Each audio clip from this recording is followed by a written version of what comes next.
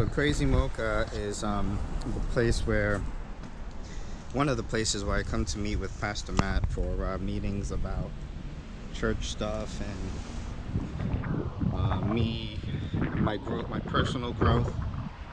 Matt Barges, who is younger than me by probably almost a decade, is one of the smartest people I know, and is really a shining example of how, Christianity plays such a huge role in helping people grow as individuals in amazing ways. I am truly grateful for Matt. And today what we were talking about was we really didn't do much talking because he was completely open to the idea without any concern or issue, which was translations here in Montclair, New Jersey. He's excited that I'm volunteering, and he wants me to continue volunteering, and the powers that be are talking about it. I don't know if I just went the right way or not, but we'll turn this way. The powers that be are talking about it, and mentioned to him about growth track training and how I'm a part of that. And I'm very thankful to be a part of the church leadership again. I missed it. There was a period of time in which I wasn't a part of it because I was on suspension, if you will,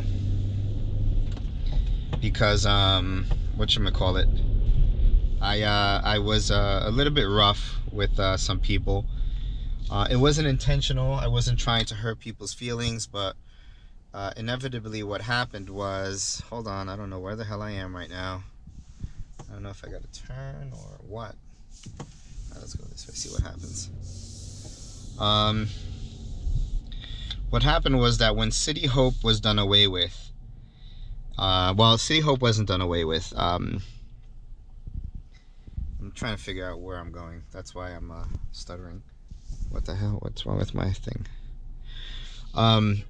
So I used to lead relief bus for Hillsong's City Hope group, and I invested a lot of time and energy and a lot of myself into it. It became who I was, my identity, if you will, and it was abruptly taken away from me, not because of anything I did, but because the church decided to, like, why would these people do that?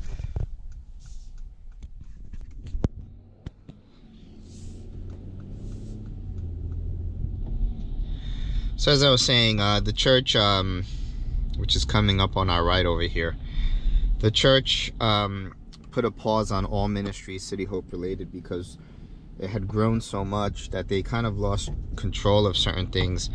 For example, there was this one guy, his name is Ty, last name Bond, and his wife. They would go out to New York Penn Station and feed homeless people, which is great, but they would be making the food in their home on their own. So the church was at risk that if, God forbid, someone got sick or even claimed to get sick, that they could sue the church because there was nothing in place to, no rules, no regulations, no using, stuff for the head or gloves and things like that. So they put a freeze on everything City Hope, including my ministry, even though it was doing great.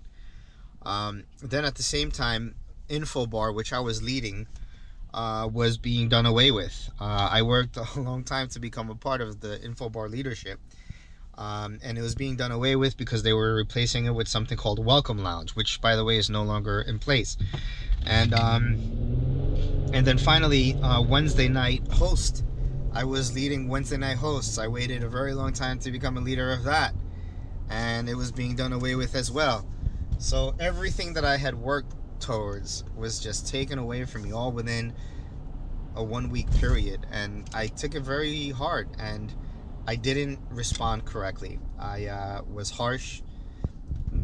What it wasn't that I was harsh, but as an example, at the City Hope meeting, when they informed us all that they were shutting down our ministries, they did it in a way that I didn't agree with. It was kind of callous. It wasn't callous. They did it with love, but they You know, they the way that they did it was they had us all come into a meeting, and then they told us as a group that they were shutting down our ministries, and they did it like, you know, very thoughtfully and nicely. But I really thought that they should have done it individually, you know, not as a group. Now, I understand why they did it as a group. They wanted to prevent a situation where they tell one person and then they don't get the chance to tell the other person until 2 weeks later, and that person finds out on their own. So that's why they did it as a group. So it makes sense now, but at the time, I was immature in my response, and what I did was I waited to the end of the meeting to give my feedback, which was like, you know, can you guys reconsider this, because I invested all of myself into Relief Bus and now it's being taken away from me. Now, I wasn't rude. I was clear. I stated facts. I didn't raise my voice because I don't. But the mistake that I made was that I because the meeting was in New York City, in Brooklyn specifically, in the old Brooklyn office, and a bunch of us came from Jersey, and we kind of like, you know, carpooled. I said, you know, I didn't want people waiting outside in the hallway because I thought that was rude, right? So I was like, yeah, you know, I didn't mean for them to be in the meeting. I meant for them to like wait in the living room or something. But it was a small office, so inevitably they became a part of the meeting, and that was misconstrued as if I was trying to lead some type of a New Jersey rebellion, which wasn't the case. But whatever. So that put me in the bad light.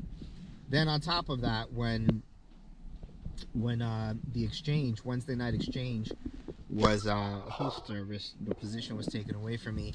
Again, not because of anything I did, but because they decided that whoever was leading hosting on Sunday should also lead hosting on Wednesday.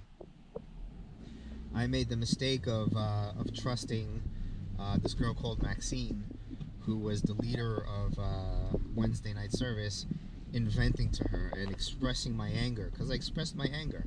You know, I wasn't rude to her, but I vented, you know, and, you know, I did that thinking that it would be between us, and that, you know, and she went to her leader and told her about my venting. Now, she didn't do it with the intent of like throwing me under the bus. She legitimately did it because, you know, that's what we do.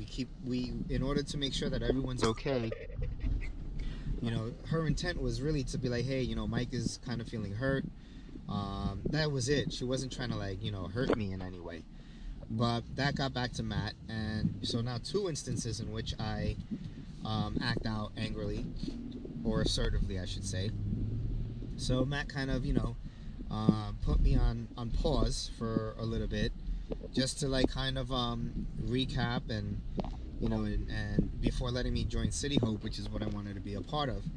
And I guess because I was so hurt by the fact that, I'm gonna pause this and then start.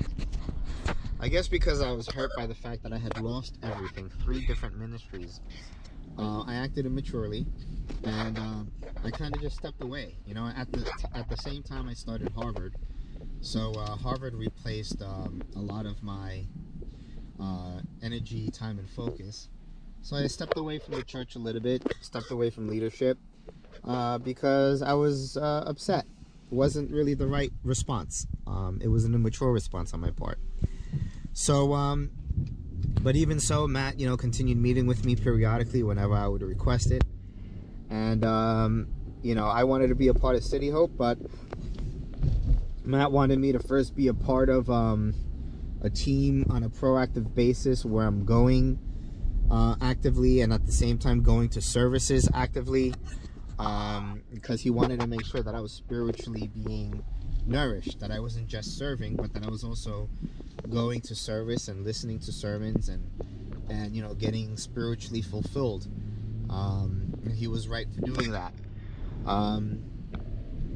Because I didn't become a part of any team, just because I couldn't really find anything that fit. You know, I tried, for example, helping out on a crew, wasn't really my style. Welcome Lounge wasn't my style also, because it was just really weird the way that they were doing it. It wasn't as clear, and a lot of WhatsApp messages about who we connected with and all this, and you know, I was also a little bit still jaded, so I didn't really do well there. So I just became kind of like an independent contractor. And what your mother and I would do is we would go to church, and you know, we wouldn't go every Sunday, but there was a period of time where we stopped going for maybe 3 weeks. But when we went, we would go as independent contractors. We would go sit at the info bar, and then after service, we would stand around with the iPad and just fulfill our former info bar roles, you know. And no one had a problem with it because everyone knew us, and you know, we had our own name tags, and you know, we would get the information we needed, and we would help people that way. So that's how we stayed connected and still kept busy serving and helping, right?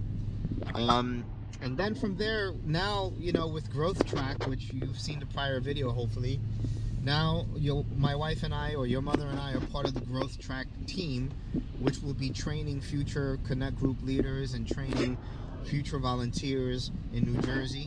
We're also now participating with the translation team, and there's talks about bringing it to Montclair. And if that happens, it looks like I probably would either be leading it or would be a main person involved in it. So I'm super excited and that I'm finally involved again, and I just have to continue to work on my ability to communicate more effectively with people. You know, when I get passionate, not to let my passion take over when it comes to how I express myself, because it's not healthy, you know.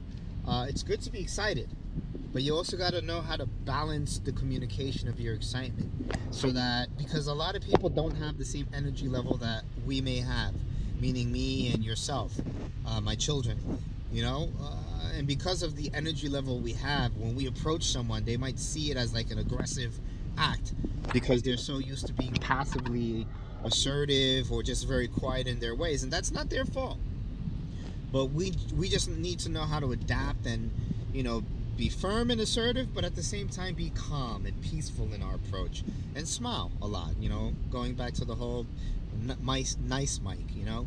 So that's what I'm working on, and still being passionate, but at the same time a controlled passion, so that no one mistakes it for you know, me being egotistical or anything like that. Anyway, on my way to visit my friend Jeremy at his house. I'm gonna give him a couple of things for my former Note 5 that he could hopefully use, the virtual reality headset, a case that I have, and then I'll probably go to work. Alright, this is my buddy's house. I think I've recorded it before. I'm not sure. He has a nice house. I like it. A little bit on the older side, but who cares? It's nice. It's big. He has a huge yard. Hopefully you won't mind me recording him.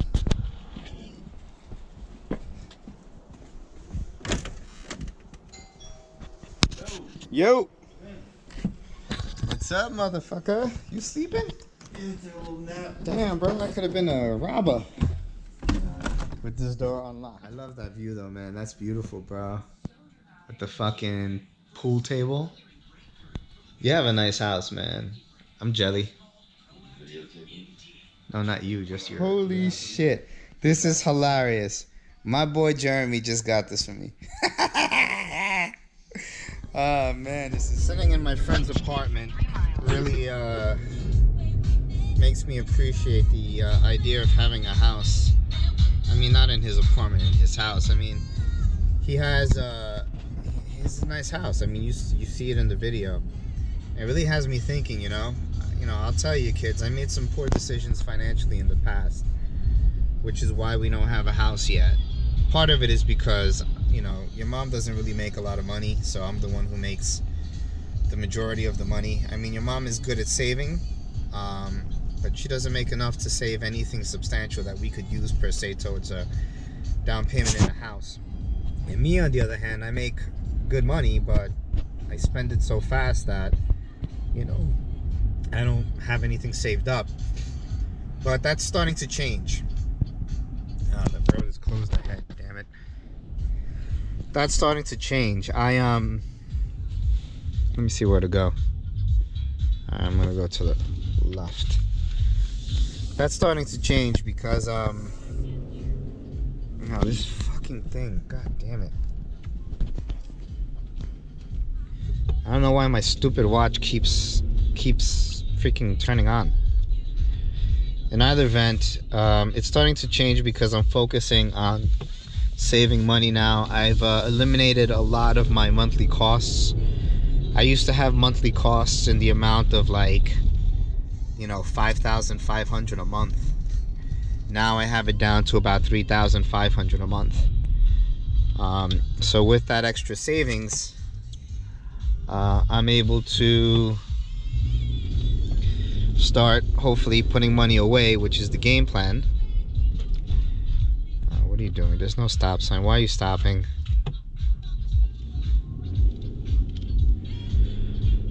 Able to put some money away and use that as a down payment towards a house. Because really what I want to do, kids, I want to invest into real estate. That's the move.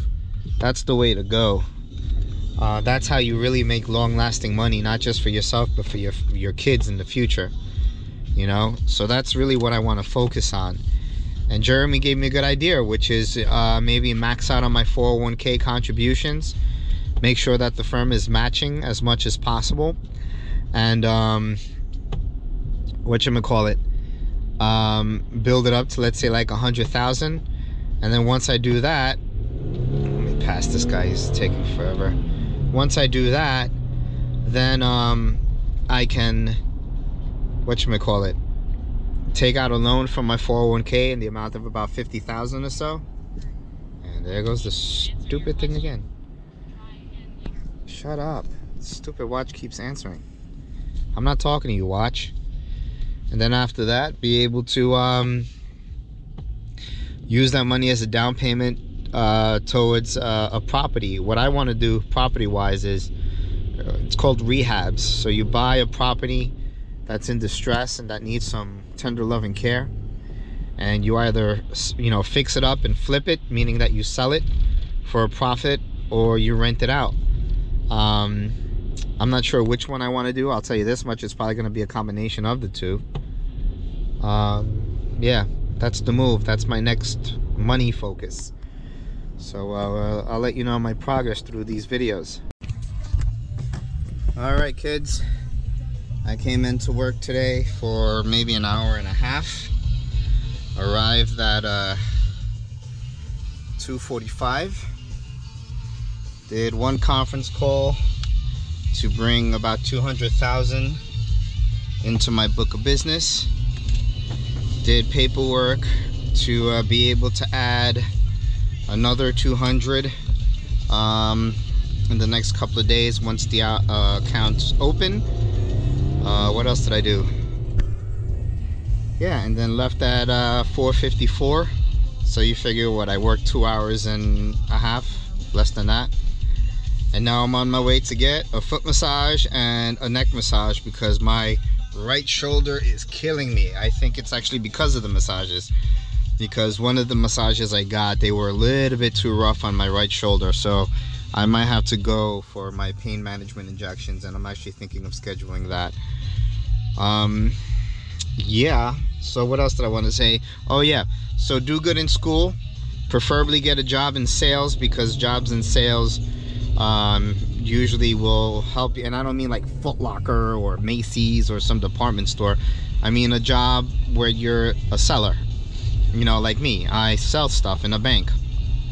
Usually we have flexible schedules, and we make a lot of money, and our positions are usually very well protected because we're the money makers. We're the ones who bring the money to the firm.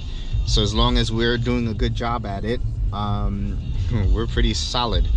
And if you find a good company where doing sales is not difficult, like in my case, I work for a bank where I have bankers whose job is to put the appointments on my calendar, and then I just have to close the deal, right? It's easy peasy. So in either event, do good in school, because you're gonna need that as well. That's what allows me to have this ridiculously great work-life balance. On my way to my massage.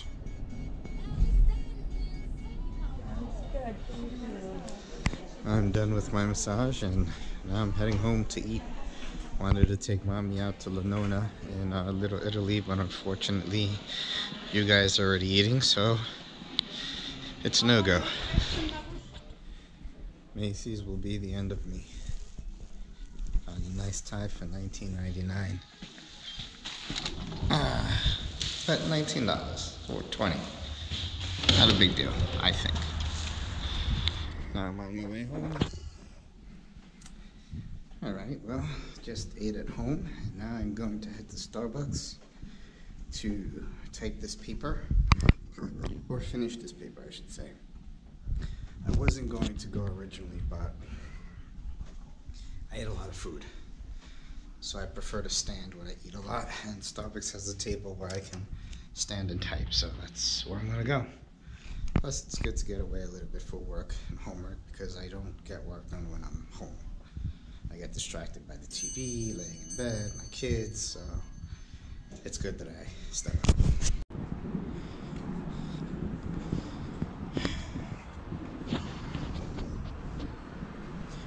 Sure you kids will remember this walkway. This is the way we walk to Starbucks. Over there's the movie theater. And this store, which sells super expensive furniture that is really not worth the cost.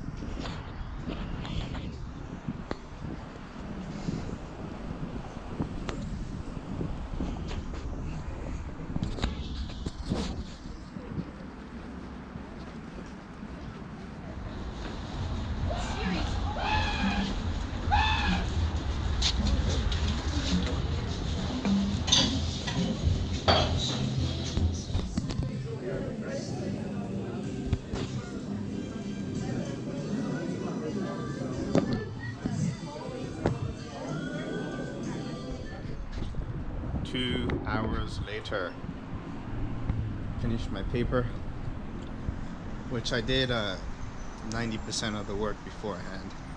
I just had to do the final 2 pages, which are more of the concluding parts of it, so it wasn't that difficult.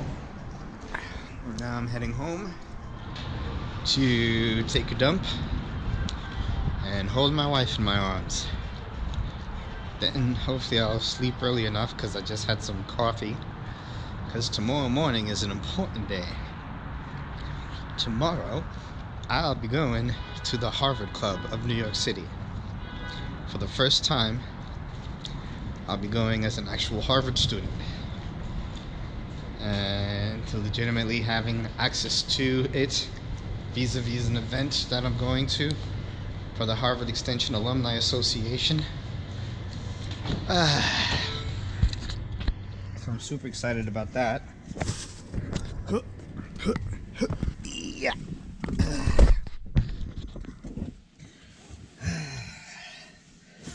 Because the Harvard Club is part of why I wanted to always go to Harvard. Because probably already told you guys the story, but I'll tell you again. Whoa, almost crashed. I think the year was maybe 2004, 2005. When I was working for MetLife on the sales desk for investments. We were invited, the team, we were invited to dinner by a mutual fund wholesaler, meaning a guy who convinces brokers, advisors, and investment firms to sell their mutual funds. He took us to dinner. Where else? Well, no other place but the Harvard Club of New York City. And I remember walking into that place and thinking to myself, wow, this place is beautiful. It was clearly a place of prestige, wealth, power, and the elite. Simply beautiful, and you'll see it in the videos that I'll record tomorrow morning. And I remember asking the guy, how do you become a member of this club? I mean, I kind of already knew that you had to go to Harvard, but I was hopeful that maybe you could somehow buy your way in. And he said to me, the only way into the Harvard Club of New York City was to be a graduate of Harvard University or a parent paying for a student currently going to Harvard. And as you can imagine, my heart was broken. Because at the time, I didn't think there'd be any way that I could possibly go to Harvard. Well, as a result of that, a visit to that place, I did the second closest thing that I could, which was to become a member at multiple country clubs. And you kids will hopefully have memories of those places. If not, look at the pictures and some of the short videos that we have there. But first I was a member of the Park Avenue Club. This all started once I started making some money. It didn't happen automatically. Then after the Park Avenue Club was the Upper Montclair Country Club.